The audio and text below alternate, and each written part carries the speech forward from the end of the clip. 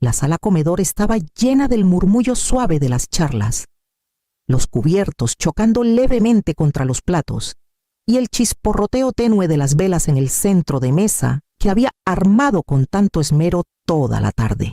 Mi cena de cumpleaños número 58 se suponía que iba a ser una reunión familiar sencilla, nada del otro mundo. Solo una comida donde todos pudieran llevarse bien por unas horas, pero con Ramiro presidiendo la mesa. Yo sabía que era mejor no ilusionarme con la paz. Esa noche estaba en uno de sus humores, disfrutando el centro de atención que le daban su hermana Delfina y su esposo. Estaban recordando fiestas familiares del pasado, esas anécdotas divertidas donde yo siempre terminaba siendo el remate del chiste. Yo mantenía mi sonrisa pegada en la cara, como me había entrenado a Teñacer, asintiendo en los momentos justos, fingiendo que mi propia humillación era solo un intercambio inocente de bromas. Entonces Ramiro se recostó en su silla, con el tenedor colgando de los dedos, y dijo: «Acuérdense del año pasado cuando Araceli intentó hacer ese pastel desde cero. Parecía algo que el perro había enterrado y desenterrado de nuevo. Supongo que hay gente que simplemente no nace con el don». La mesa estalló en risas, fuertes y sin freno. Sentí el calor subiéndome a la cara, pero mantuve la voz calmada. «Bueno, al menos lo hice con cariño. Eso es algo que el dinero no compra». Su cabeza giró hacia mí de golpe. Las risas se apagaron rápido.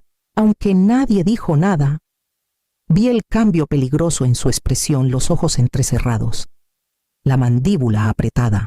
«¿Me estás burlando en mi propia casa?» Su voz era baja, pero cruzó la mesa como una campana de alarma. «Solo estoy diciendo», respondí suavemente, «que hay más en la vida que...». El cachetazo llegó antes de que pudiera terminar, seco, fuerte y definitivo.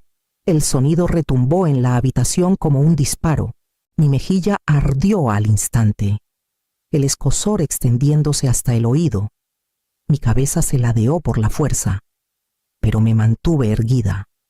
Con las manos aferradas al borde de la mesa, el silencio cayó como una manta pesada.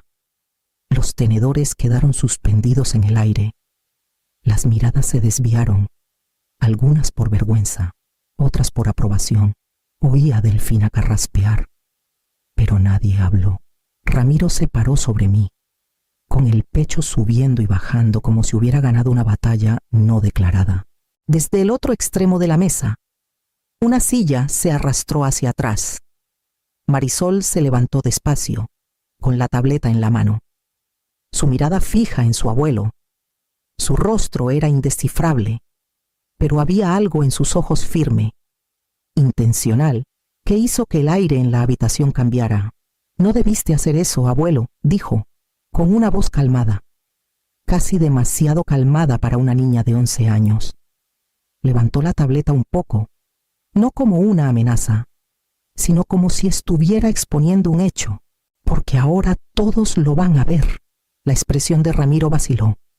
La primera grieta en su armadura, las cejas de Ramiro se fruncieron, con un leve destello de incertidumbre en los ojos. «¿De qué estás hablando?» Su voz era tensa, controlada, del tipo que usaba cuando trataba de no estallar. Marisol no se inmutó. Movió la tableta en sus manos, el brillo de la pantalla proyectando una luz pálida sobre su rostro. «Ya está con la policía». Un murmullo recorrió la mesa. El tenedor de Delfina tintineó contra el plato. Alguien murmuró por lo bajo. Vi al hermano de Ramiro mirarlo y luego apartar la vista rápidamente. Ramiro soltó una risa corta, hueca. «No seas ridícula, eres una niña. No sabes lo que dices». «Sí lo sé», dijo Marisol, con voz firme. «Te he estado grabando por semanas.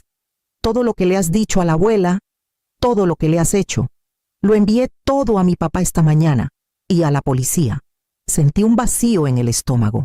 Mis manos se apretaron en mi regazo mientras los ojos de Ramiro recorrían la mesa. Midiendo el impacto de sus palabras, «Mientes», dijo, pero ya no tenía la misma fuerza. Su mirada iba de Marisol a los demás, como tratando de ver quién le creía. «No miento», respondió ella. Y no puedes hacerlo desaparecer. No estás solo aquí.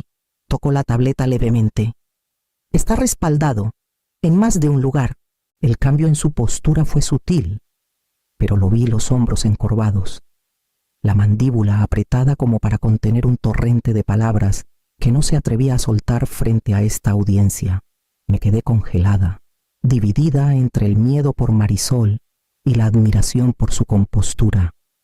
Esto no era un farol. Lo veía en cómo se paraba, con esa certeza tranquila que yo había tenido alguna vez, antes de aprender a Connie a hacerme chiquita.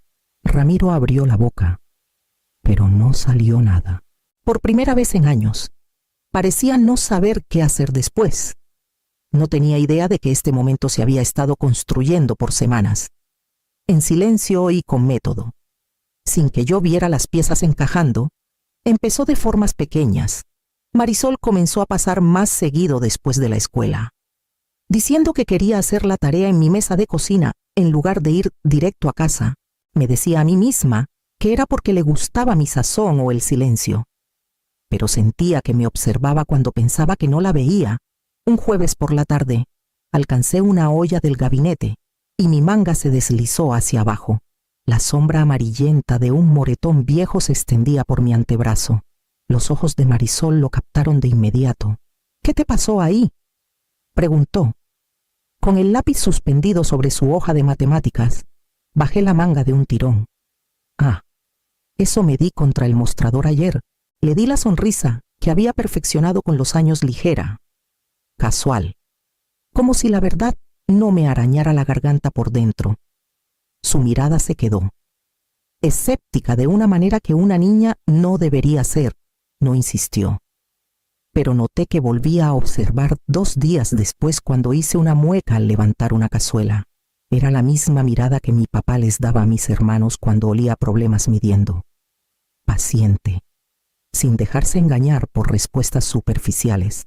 Ese sábado, Marisol se sentó a mi lado en el columpio del porche.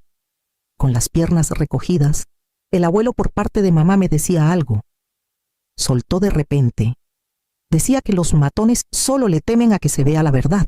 Asentí, sin saber qué decir, pero las palabras parecieron asentarse sobre ella como una coraza.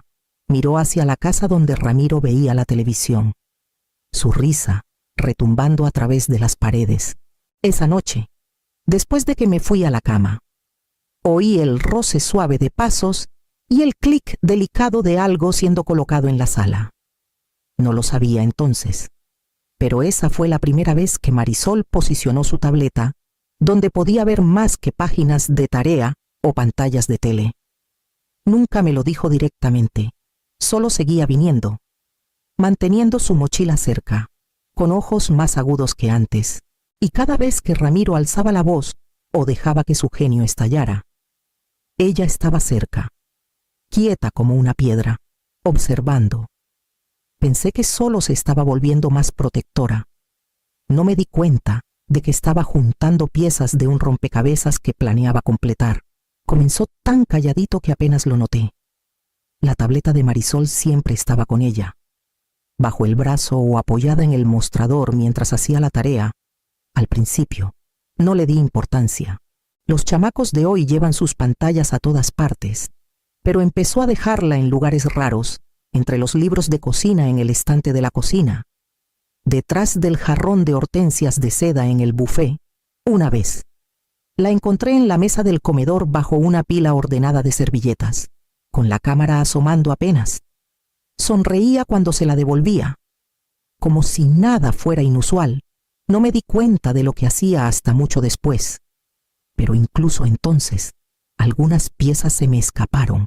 Ramiro entraba en la habitación, con tono cortante, sus palabras goteando esa crueldad casual que me reservaba cuando estábamos solos o cuando la familia no estaba lo suficientemente cerca para oír.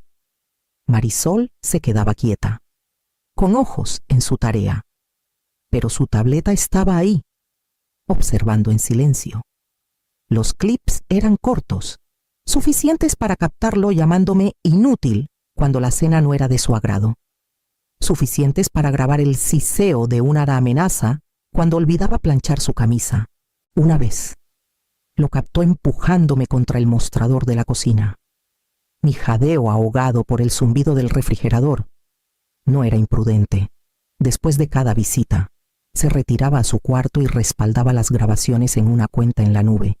Desde ahí, enviaba copias a su papá usando un correo privado que yo no sabía que tenía.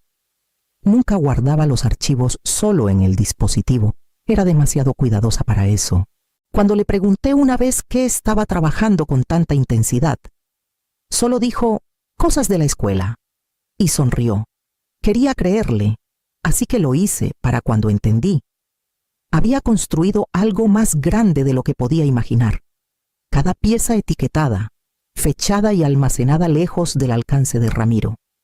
Para cuando llegaron los invitados, la casa olía a pollo asado y pastel de limón. Pero el calor en el aire no venía del horno. La familia de Ramiro siempre traía su propio frío. Delfina fue la primera en entrar, abrazándome con un brazo mientras sus ojos barrían mi vestido. «Has bajado más de peso», dijo con ligereza. «El estrés hace eso, supongo. Al menos Ramiro se ve sano como un roble». Su esposo entró atrás con una botella de vino. «Para la cumpleañera», dijo, y luego a Ramiro. «Tienes suerte de que ella aún nos aguante». La risa que siguió no era amistosa. Tomé sus abrigos y forcé una sonrisa, con las palabras acumulándose en mi estómago como piedras. Marisol estaba sentada a la mesa, coloreando en silencio un cuaderno, con su tableta descansando al lado de su mano. A lo largo de la noche, los comentarios llegaron como cortes pequeños. Delfina miró mi cabello y preguntó, ¿pensando en tapar las canas? Su hermano bromeó sobre cómo Ramiro me rescató de mi departamentito hace años, como si yo hubiera sido un proyecto para pulir. Ramiro no me defendía. A veces sonreía. Otras agregaba su propio giro. Cuando su sobrino bromeó, «Tía Araceli, ¿de veras cocinaste esto o pediste ayuda?», Ramiro rió y dijo, «Si lo hizo todo sola, estaríamos comiendo a medianoche». La cabeza de Marisol estaba inclinada, pero noté sus dedos rozando el borde de la tableta. Estaba angalta hacia la habitación, grabando cada palabra. Mantuve mi tono parejo, rellenando vasos, pasando platos, pero cada pinchazo empujaba un poco más contra la represa que había construido dentro de mí. Había aprendido a dejar que rodara sobre mí, a mantener la paz absorbiendo los golpes. Pero esa noche el peso se sentía más pesado. Delfina levantó su copa a mitad de la comida. Por Ramiro, por mantener a Araceli tan bien, no cualquier hombre sería tan paciente. La risa que siguió fue quebradiza. Ramiro me miró a través de la mesa. Con un rastro de triunfo en los ojos, le sostuve la mirada un momento más de lo debido. Algo dentro de mí empezando a moverse. Marisol levantó la vista de su cuaderno, con expresión indescifrable, pero su mano no dejó la tableta. Los vasos de vino estaban casi vacíos cuando Ramiro se levantó, acunando el suyo en una mano como si diera un discurso en un banquete. «Por mi querida esposa», dijo, con la voz goteando ese encanto que reservaba para audiencias. 58 hoy, y aún logrando mantener la casa más o menos en orden. Unas risitas recorrieron la mesa. Sonrió más amplio. «Por supuesto, todos sabemos que no es exactamente una chef, y la organización no es su fuerte, pero lo compensa, bueno, intentándolo». La risa que siguió fue más cortante esta vez. Algo dentro de mí se aquietó. Lo miré a los ojos y, por una vez, no aparté la vista. «Al menos lo intento», dije con calma. Eso es más de lo que puedo decir de algunos cuando se trata de ser amables. El aire se tensó. Su sonrisa cayó, reemplazada por el destello de advertencia que había visto tantas veces. Puso su vaso deliberadamente. El sonido contra la mesa más fuerte de lo que debería. «¿Qué dijiste?» «Dije que la amabilidad vale más que un asado perfecto o una casa impecable», respondí, con voz firme. Su mano se movió más rápido de lo que mi mente podía procesar. El cachetazo cruzó mi mejilla. El ardor inmediato. La habitación inclinándose levemente mientras me quedaba en mi silla. El silencio cayó pesado y completo. Los tenedores se detuvieron. La respiración pareció parar. Ramiro se paró sobre mí, con el pecho subiendo y bajando, desafiando a cualquiera a hablar. Una silla se arrastró hacia atrás, desde el extremo de la mesa. Marisol se levantó despacio, con la tableta en la mano, su expresión calmada pero sus ojos ardiendo. «Tengo pruebas», dijo, con voz clara e inquebrantable. La cabeza de Ramiro giró hacia ella, los músculos de su mandíbula apretándose mientras la habitación contenía el aliento. Ramiro dio un paso hacia ella, pero Marisol no retrocedió. Sostuvo la tableta como un escudo, con voz firme. «Te he estado grabando, abuelo, no solo esta noche, por semanas. Te tengo llamando nombres a la abuela, amenazándola, empujándola contra el mostrador, tirándole cosas». Sus ojos recorrieron la mesa buscando apoyo, pero nadie habló. «Y no estás solo aquí», continuó Marisol. «Lo envié todo a papá esta mañana y al detective Álvaro Cortés. Ambos tienen copias. Aunque me quites esto, no puedes hacerlo desaparecer». La voz de Delfina rompió el silencio. «Marisol, no entiendes. El matrimonio es complicado. La gente dice cosas que no quiere». El pulgar de Marisol tocó la pantalla y el sonido de la propia voz de Delfina llenó la habitación, metálica pero clara. «Tienes suerte de que Ramiro te aguante. Yo me habría ido hace rato. Luego». Risas tenues de Ramiro y Delfina, mezclándose. El rostro de Delfina palideció. Se recostó en su silla sin decir más. Marisol miró alrededor de la mesa. «Ustedes lo han visto hacerlo, lo han oído, y se rieron. Actuaron como si estuviera bien. Bueno, ahora otros lo saben. Gente que no piensa que esté bien». La boca de Ramiro se abrió, pero no salió nada. Vi el cálculo en sus ojos, cómo medía cada rostro y se daba cuenta de que el suelo bajo él se movía. «Osvaldo, su cuñado», carraspeó. «Si la policía tiene esto». No terminó la frase, pero su peso colgaba en el aire. Las manos de Marisol no temblaron. Ahí estaba, 11 años y completamente en control. Su tableta apuntando al hombre que había mandado en esta casa por décadas. Se acabó. «Abuelo, ya no puedes asustarla». La tensión en la habitación había cambiado. Ya no era solo yo contra él, había una fractura. Una astilla de duda ensanchándose en la gente que alguna vez había sido su audiencia silenciosa. Y entonces, desde afuera, el sonido de llantas crujiendo sobre la grava cortó el silencio. El sonido de las llantas sobre la grava se acercó. Seguido de portazos de autos, las conversaciones pararon. Todas las cabezas girando hacia la puerta principal. Los ojos de Ramiro saltaron hacia la entrada. Su mandíbula apretándose, la puerta se abrió, e Isidro entró, su figura llenando el marco. Justo detrás estaba el detective Álvaro Cortés, calmado y deliberado. Con una carpeta de cuero bajo el brazo, la mirada de Isidro recorrió la habitación antes de fijarse en mi mejilla. La marca roja debía ser clara incluso desde el otro lado de la mesa. Sus manos se cerraron en puños, sus hombros tensos. Pero la mano de Cortés en su brazo lo mantuvo en su lugar. «Ramiro Valdés».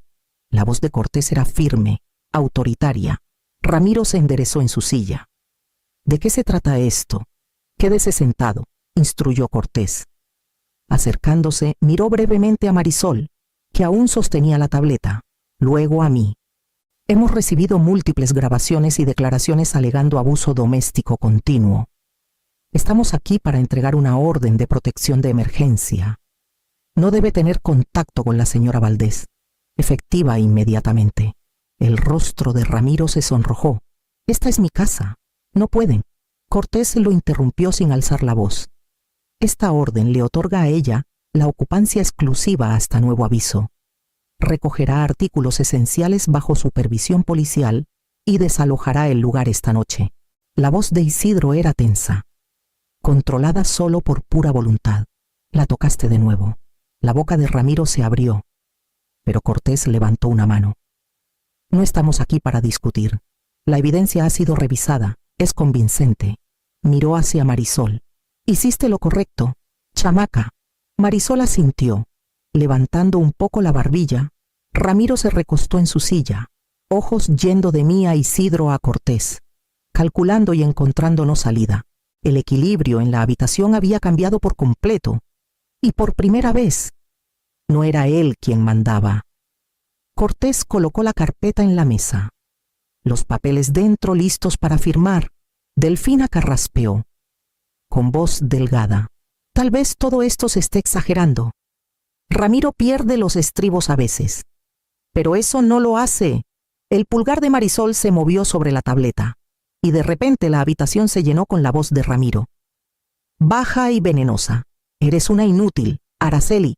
No pienses que alguien te acogería si te vas. Luego el sonido de algo azotando.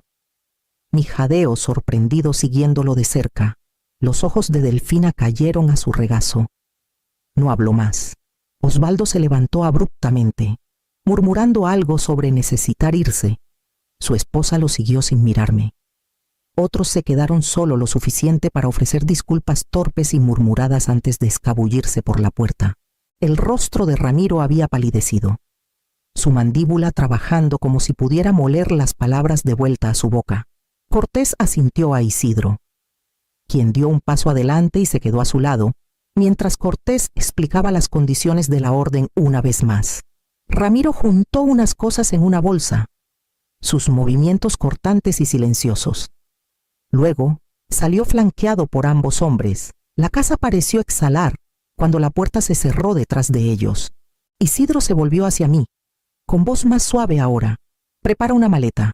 Mamá, tú y Marisol vienen conmigo por un rato. Lo demás lo resolvemos después. Miré a Marisol, sus manitas acunando la tableta como si fuera arma y escudo a la vez. Dio un corto asentimiento, como diciendo que no había nada más que debatir, por primera vez en años. No discutí. Subí las escaleras, abrí mi closet y empecé a sacar ropa de las perchas. Pasaron semanas, cada una poniendo más distancia entre nosotros y esa noche. El departamento que Isidro nos encontró era chiquito, pero luminoso, con ventanas que captaban el sol de la mañana y cerraduras que me daban tranquilidad. Marisol se instaló en el segundo dormitorio, su escritorio junto a la ventana apilado con cuadernos de dibujo y la tableta que nunca dejaba atrás. El divorcio se resolvió rápido. La orden de restricción se mantuvo sin desafío.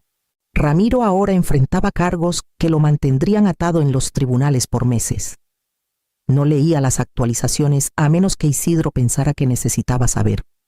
Algunas puertas, una vez cerradas, no merecen volverse a abrir. Por primera vez en décadas, empecé a tomar decisiones sin miedo.